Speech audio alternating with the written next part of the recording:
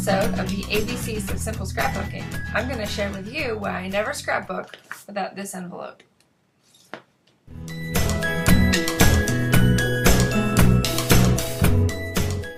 One of the easiest ways to simplify your scrapbooking is to just stop buying so much stuff and to use the stuff that you do have already. And one of the ways that I do this is with my scrap envelope. I keep scraps here of all pattern papers and cardstocks that I've used, and I keep this envelope close at hand whenever I'm scrapbooking a page. I don't know how many times I've pulled out a sheet of cardstock to make a little embellishment or a pattern paper to make a little strip, and created something brand new, entirely different, just because I had these scraps available. But by having them where I can see them, I'm more likely to use them and to really take advantage of their utility. Recycling what you already have is more than just using up scraps. It's also about using more from your stash, digging out from the bottom of your piles, and seeing things in a new light. It's about using those digital kits for multiple layouts, maybe a thematic one for a different topic or a non-theme type of memory. It's about taking your supplies and stretching them and really getting the most out of it. It's about going shopping in your own stash and not going shopping at the store. I've got 3 more specific tips that you can use to bring the idea of recycling into your scrapbooking. My first tip is to look for opportunities to use real scraps in your scrapbooking. You can see here in this mini book I've used a ticket stub here to be serve as an embellishment. Oftentimes, and here's a little price tag, it's another embellishment. Oftentimes you can use real scraps to be the decoration on your pages and in your mini albums.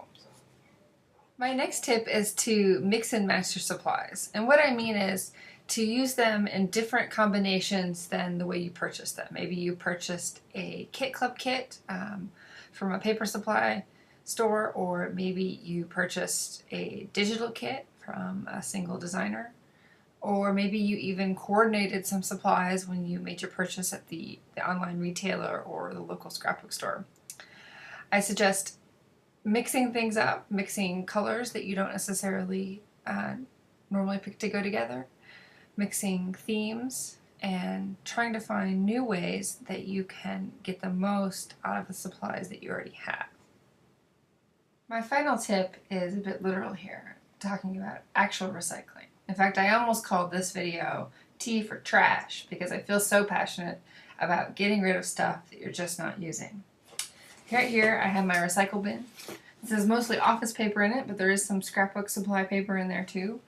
I keep it close at hand because I like to make sure that everything that's on its way out of our home is in the right type of receptacle to head that direction.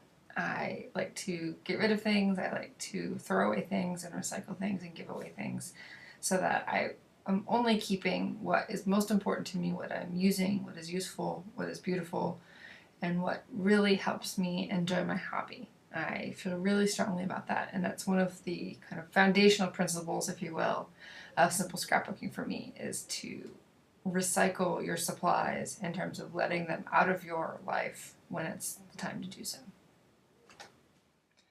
The ABCs of Simple Scrapbooking is brought to you by Simple Scrapper, where you can find solutions for stress-free memory keeping. Visit us at simplescrapper.com and sign up for email updates where you can get a free gift.